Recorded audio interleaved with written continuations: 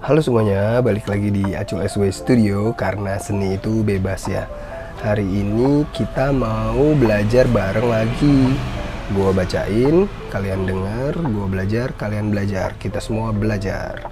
Nah, kali ini gue mau breakdown lagi satu video menarik dari Timothy Ronald yang cukup seru banget, berjudul 7 Aturan Uang. Nah, emang benar uang itu ada aturannya. Nah, sebagaimana kita tahu, uang itu kita gunain buat jual beli doang ya, beli ya, membeli sesuatu gitu, menukar barang dengan uang yang kita punya. Jadi aturannya apa sih di uang itu sebenarnya gitu ya, sebagaimana Timothy menjelaskan di videonya. Nah, buat teman-teman yang mau langsung lihat videonya, bisa klik aja di sini. Nah, gitu ya. Oke, nanti gua ramunya videonya itu pakai ChatGPT ya. ChatGPT nanti bantuin kita buat bikin 7 poin aturan uang ya dari Timothy dan maksud dari tujuan itu. Oke, yuk kita langsung aja mulai. 7 aturan uang oleh Timothy Ronald. Berikut adalah 7 aturan uang yang dibagikan oleh Timothy Ronald dalam video YouTube-nya. 1. Uang adalah permainan. Wow, seru. Timothy mengibaratkan uang sebagai sebuah permainan yang dapat dimenangkan. Ia menekankan pentingnya menghilangkan persepsi negatif terhadap uang atau orang kaya, karena sikap tersebut dapat menghambat kita dalam mencapai kesuksesan finansial.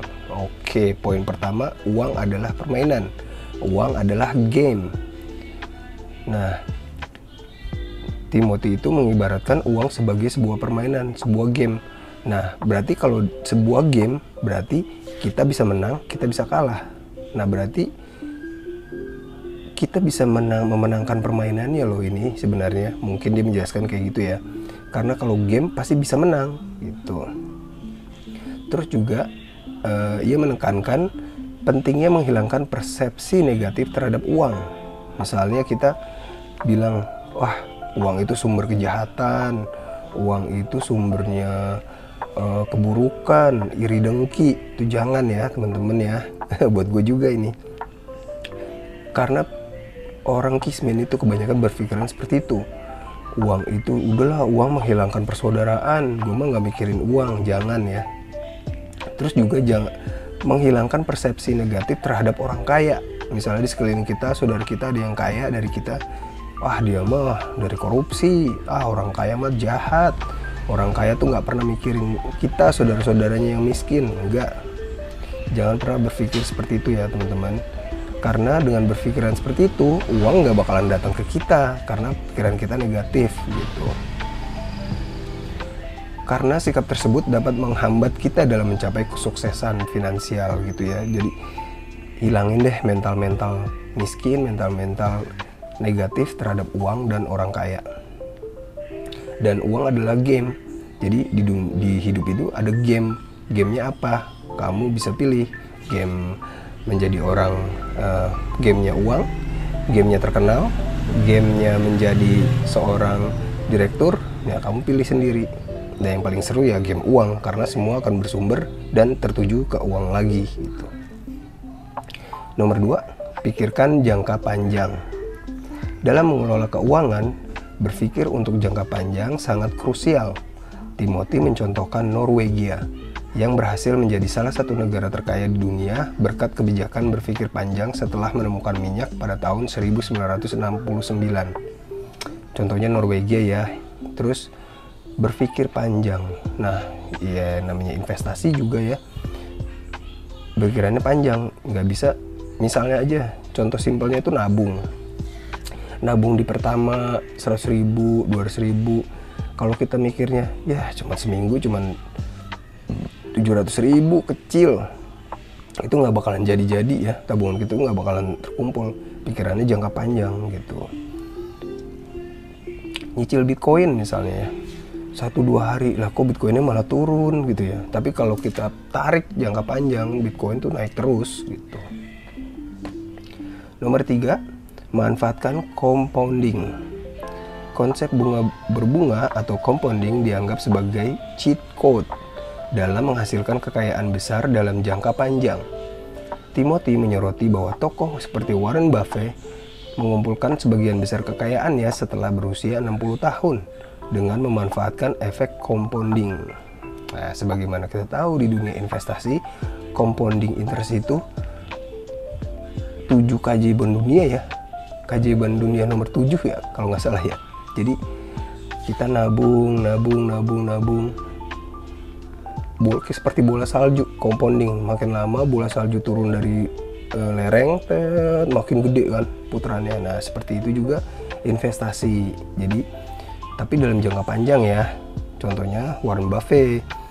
Misalnya kita naruh investasi saham Indonesia BRI misalnya. Di BRI nabung dapat dividen, berbunga makin gede dividen lagi. Wah mantap guys, asal kita mikirnya jangka panjang aja. Nomor 4, investasi diri sendiri. Mengalokasikan waktu dan sumber daya untuk meningkatkan keterampilan dan pengetahuan pribadi adalah investasi terbaik.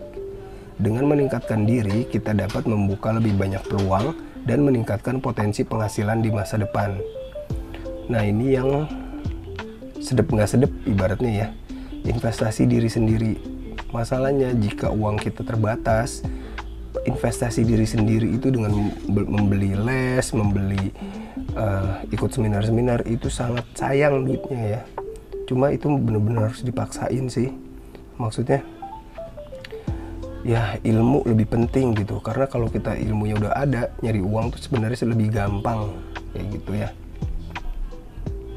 Jadi investasi leher ke atas, ke otak, ke diri sendiri, belajar hal baru dan sebagainya. Nomor 5, mulai sejak dini.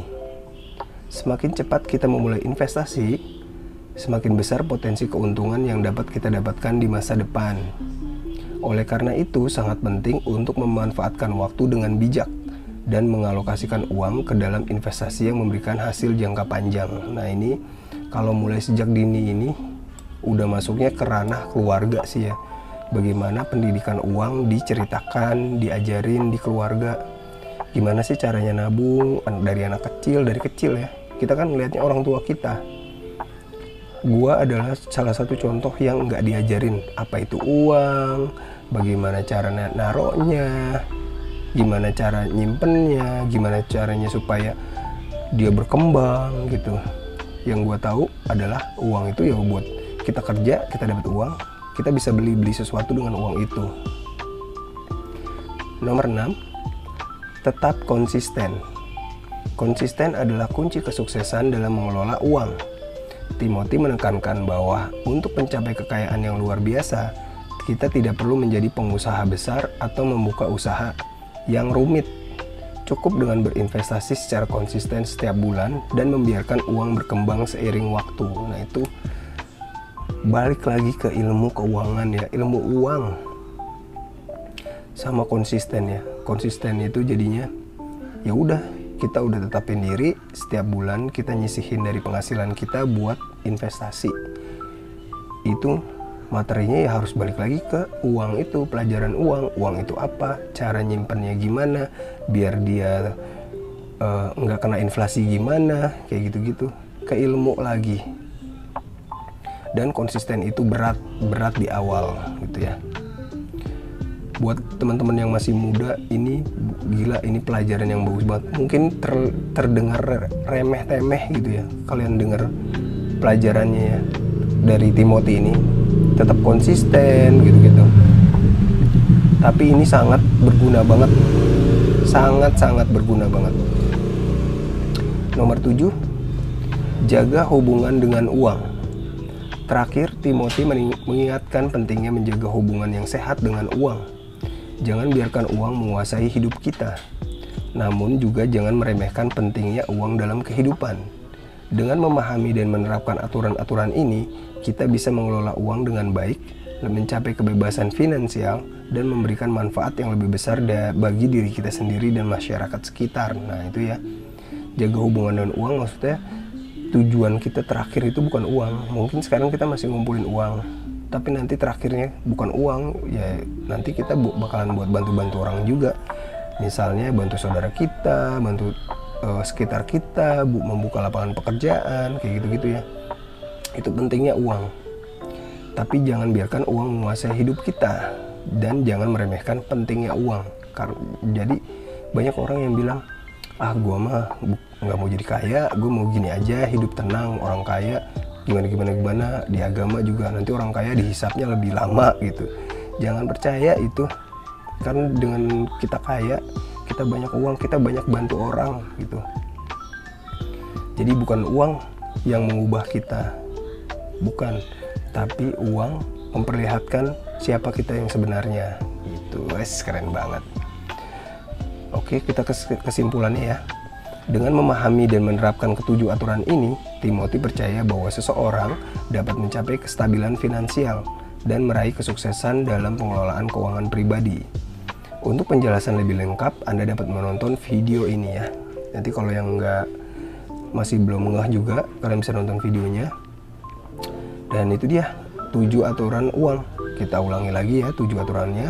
Ada uang itu game, uang itu permainan, jangka panjang, manfaatkan compounding, bunga berbunga ya, investasi diri sendiri, mulai sejak dini, tetap konsisten, dan terakhir jaga hubungan dengan uang. Kita bisa cari uang lebih banyak, tapi kita juga berbagi lebih banyak, kayak gitu ya. Thank you banget Timothy buat videonya, dan terima kasih juga buat teman-teman yang udah nyaksiin video ini. Semoga ini jadi pelajaran buat kita semua, biar lebih berkembang lagi, khususnya kaum muda ya. Thank you, sampai ketemu di video selanjutnya. Dadah.